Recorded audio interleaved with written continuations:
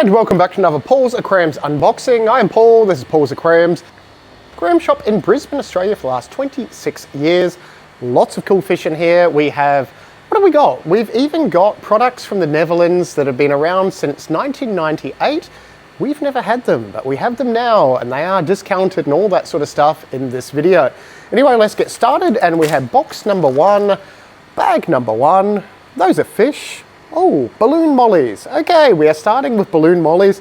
A lot of people don't like these because they're round and cute for some reason, and apparently round, cute fish, no good. But we have balloon mollies. They are the genetic mutation of a normal molly. A molly is a live-bearing fish, which means they give birth to live baby little tiny fishes that are fully formed and stuff like that from Mexico. So very easy fish to look after. The balloon form is just like a round, stunted, weird form. It kind of makes them look cute. They still eat okay and do everything that other mollies do. They're just round. I know. But every time we have them, someone in the comments go, "Ooh, balloon mollies." And it's like, okay, they're balloon mollies. But otherwise, they will survive anything pH-wise from 7 to 8. They can go from full fresh to full salt water. They max out about 5-6 centimeters. And it looks like we have spotty Dalmatian ones. We have silvery ones, we have black ones. There may be another bag or two of mollies. Yes, there is. Okay, there is more down there. So on screen, you can see the little mollies. Cool little things. They can give live birth, well, because they're a live-bearing fish, they'll give live birth to at least like 10 to, if not 40 or 50 little babies, depending on how big the molly is. The normal big sailfin mollies and that can give birth up to 100 babies, which is just ridiculous. But cool little live-bearing fish. If you want something cool, round like a ball with fins. Next. And from South America, we have albino bronze corydoras. So we've actually just bred the long fin version of these, which are albino and long fin and bronze. They don't look bronze because the albino gets rid of the brown and bronze is brown. So albino corydoras is their common name, but there are lots of different types of albino corydoras. These are the albino bronze, peaceful schooling South American fish. They're white and they're a catfish and they're peaceful. So they don't eat algae, they rummage on the bottom, they'll eat worms, fish food, anything that sits on the bottom of your tank. These guys will dig around the substrate and clean it all up. Ideally they want sand or a fine substrate so they can get the little snouts into it. They're going to max out about that 5-6 centimeters. Very easy fish to keep, very easy fish to breed. They lay eggs and yeah, the eggs hatch into little tiny fish. Unlike the live bearing fish that have live babies, these have live eggs. Yeah, because they're eggs and they're alive. Anyway, you want a school of these, so you want a group of like 3 or 6 of them, and yeah, they will live for a long time, so up to about 20-25 years for bronze corydoras, which is quite a while for a fish that stays small. Very, very pretty little fish. pH-wise, anything from 6.5 to 7, they'll be perfectly fine.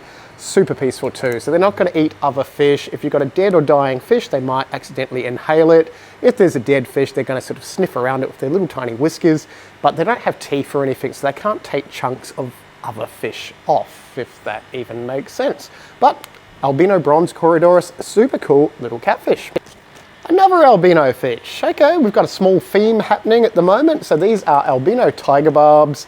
Now, that makes them kind of cool because the normal ones are black and browny sort of color, tigery color, sort of.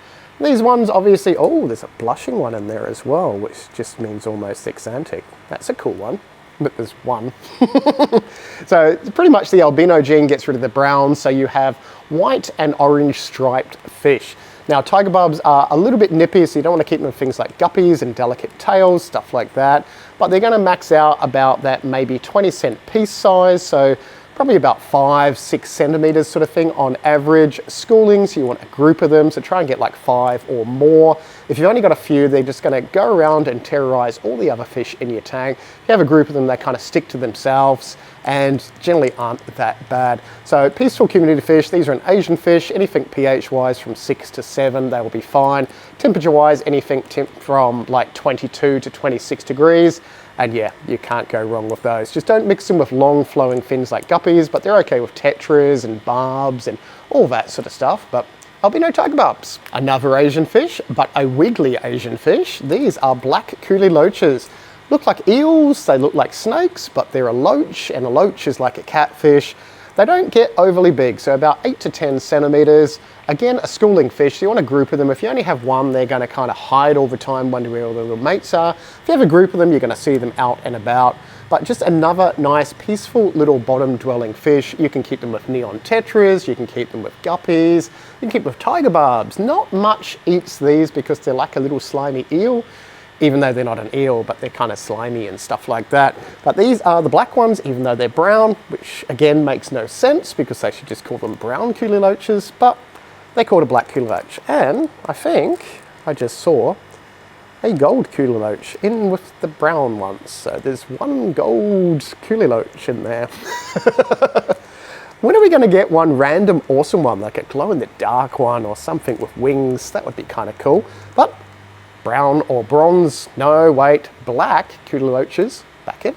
They're a tropical fish, so you want your temperature roughly between 22 and 26 degrees, and yeah, a nice group of them. They will be lovely. Because we did sell out last week, we have more South American Autosyninklas catfish. So Otto catfish are those little tiny sucker mouth catfish. Don't get very big, perfect for little planted tanks. If you keep them things like little tetras, like neons, guppies, all that sort of stuff. pH-wise, anything from 6 to 7, and temperature-wise, 22 to 26 degrees, they will be perfectly fine. They are a little bit delicate, so they eat biofilm, they eat algae, but they sort of need driftwood or leaf litter or something to spend all their time munching away at. If you have them in a completely clean tank, they're sort of shy, so they're not going to go straight for the food like all the other fish do. They're kind of going to sit back there and watch all the other fish eat. And yeah, usually they don't last very long because of that. So as long as you've got a good setup for them, nice peaceful little fish, they will go really, really well. Schooling, so you want a group of 3 or 6 or so of them, and they'll spend all their time on the plants, on the leaf litter, on the substrate, on the glass, just munching away at biofilm and generally looking pretty awesome. And they're only going to get around about that sort of 3 to 4 centimeters, so super small as well. Perfect for little tanks that are sort of too small for bristlenose and other algae-eating fish, but Autosyninklas, very cool little fish. And from China, we have a giant bag of red cherry shrimp. Yay! So red neocaridina shrimp. Now these are kind of interesting. There's not many fish you can keep them with that won't eat them or try and eat them. So even neon tetras will chase them around and that. So they're not that great at hiding. And everyone goes, oh, I have a big planted tank, they'll hide. They're shrimp. They're not terribly smart, so they'll sort of swim in the open and get chased and do their thing. Yeah, a lot of people try and keep them with things like betta fish, which will just spend most of their time trying to hunt them down. So ideally you want to keep shrimp with super peaceful nano fish. They're okay with Autosyninklas catfish, little pygmy cories, little maculata raspora, really, really tiny little fish that are only going to eat their babies but not really going to harass them is the ideal. Or you can just have a nice shrimp tank with all the cool little shrimp in there. I think there's other colors in here. I know we've got some really nice yellows at the moment. So I put the yellows on the screen. They're awesome. So we have red, we have yellow, and I'm sure there's other colors in there. Let's check out more shrimp. Oh, temperature-wise, you want to keep these cool. So below 25, 26 degrees. Their ideal range is probably between that 18 and 22 degrees Celsius. And pH-wise, anything from 6 to 7.5 is fine, as long as it doesn't jump up and down all the time. Very, very nice little underrated, pretty little shrimp. And lo and behold, we have some really nice blue shrimp. Okay, yeah, look at that. In the bag, there is a big mixture of blues. I'm just getting back into shrimp at home after not breeding them for a long, long time. We are now building up all our different colored shrimp, and we're having little tanks of different colors everywhere, and lots of fun. But blue neocaridina, same as the red cherry shrimp. They're just a line bred different color of them, but they're blue. How cool is that? How cool is a blue shrimp? Yep, I know. And that's their natural color, not dyed, not spray painted, not anything weird like that. Oh, there's some blue rillies in there. Oh, really there is. Really just means blue, clear blue. So sort of like a stripe. Very pretty little shrimp. I was going to call them fish, but I didn't. They are shrimp. Haha. And we have a couple of bags of Siamese flying foxes. Now, these are another really, really awesome algae eater, and they're the ones with the little black stripe on them that you see in a lot of people's tanks grazing away on hair algae and that. So unlike the Autosyninklas and bristlenose and that, these ones sort of target more of the fluffy algae on stuff. Perfect for planted tanks. They will get quite big though, so they're going to get about that 20 centimeters, which is that sort of size. But while they're small, they do really, really good really good jobs at eating algae. So they're schooling, so you want 3 or 6 or more of them. pH-wise, anything from 6.5 to 7, and temperature-wise, anything from 22 to 26 degrees Celsius, they will be fine. As they get bigger, they kind of get a little bit lazy, don't eat as much algae, but yeah, pretty awesome little algae eaters. If you've got problems with hair algae and it won't bugger off, pop some of these in there, and yeah, they will start to wipe out all the hair algae and stuff like that. Siamese flying foxes, yay. Last bag. Now this is ironic because we ordered a lot of them and we got 5. So these are normal loaches. You should keep 6 or more together. I did tell my wholesaler that. Just like, oh no, we're only sending you 5 and you wanted lots. Yeah, there are 5, but that's okay. Oh, they're little. Oh, what type are these? Okay, I think these are a different species because there's a female with eggs in there. That is hilarious. Should I take these home? Everyone's like, no, I want them. Look at that. Okay, they're really small. I think these are dwarf loaches because there's no way you can have a female with eggs at that size. Okay, this is how big they are with my fingers. Yeah, that makes no sense. We're just gonna put them over there. You can't have these. And because this video is sponsored by me, I have a discount on some new products we got in this week. So we've got all this easylife stuff. So easylife voogle, sounds like Google, but it's called voogle. This is from the Netherlands. It is absolutely amazing stuff. Now, it is a natural plant extract. It's got vitamins and all sorts of stuff in it. You can't overdose. It doesn't kill shrimps. It doesn't kill fish. You can keep it in marine, freshwater. What it is, instead of antibiotics, it blocks something called cortisol, which is a stress hormone produced by fish. So when fish are freaking out and stressed, they produce this weird hormone, and cortisol blocks this lysomes, which are little tiny things that live inside cells that eat all the nasty bacteria and fungus and all that sort of stuff. So when fish are stressed, they have a weakened immune system because of this cortisol stuff. This blocks cortisol from screwing up the stuff inside the cells that eats all the bugs and, well, fights bacteria and fungus and stuff like that. How weird is that? I know, I failed school, that's why I have an aquarium shop, but if you've learned about this at school, in biology or whatever, wow, pretty awesome. So I have that in a few different sizes. I've got 15% off in paulsaquariums.com right now. If you're a member, put your member code in at checkout and you get another 10% off. So members can get 25% off. Anyone else, you don't want to be a member, it's 15% off only online.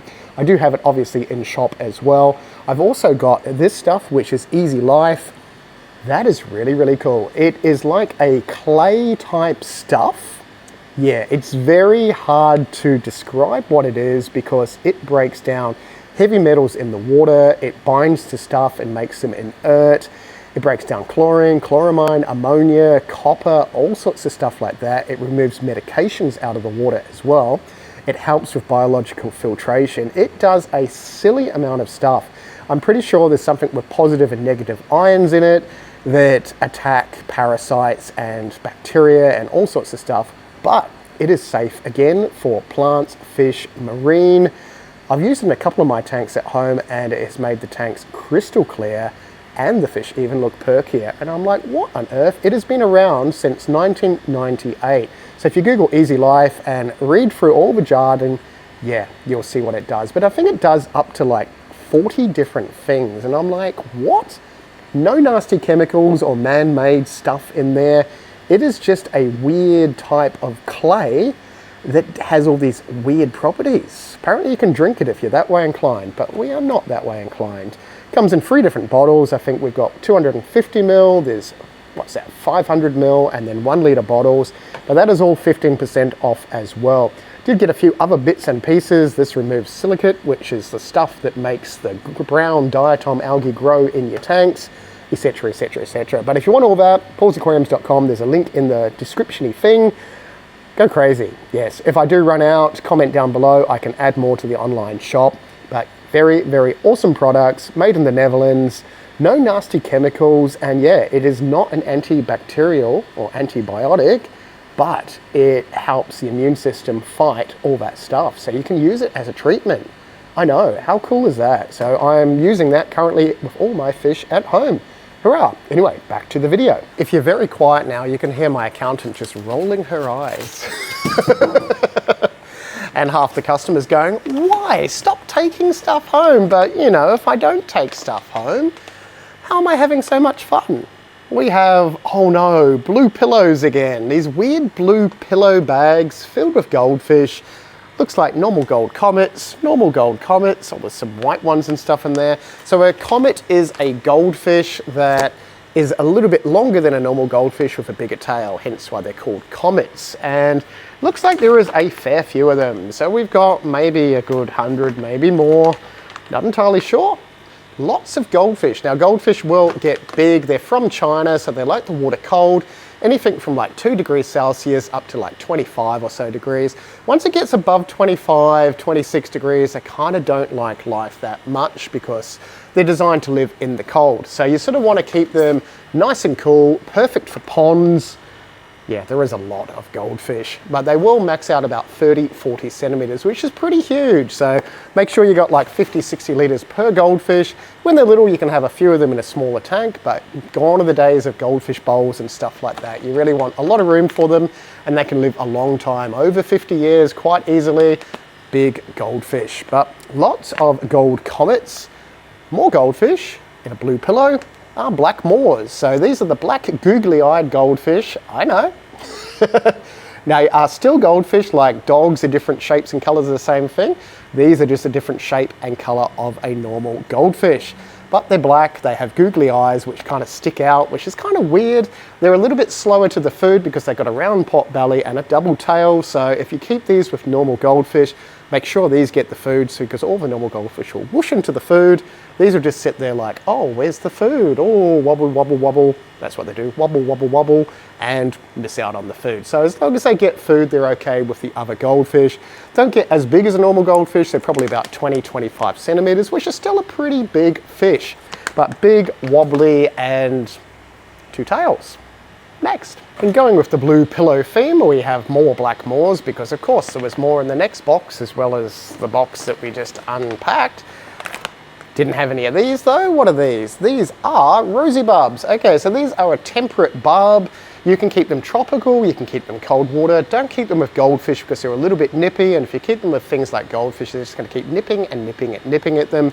So no long flowing fins. So don't keep them with guppies, don't keep them with goldfish.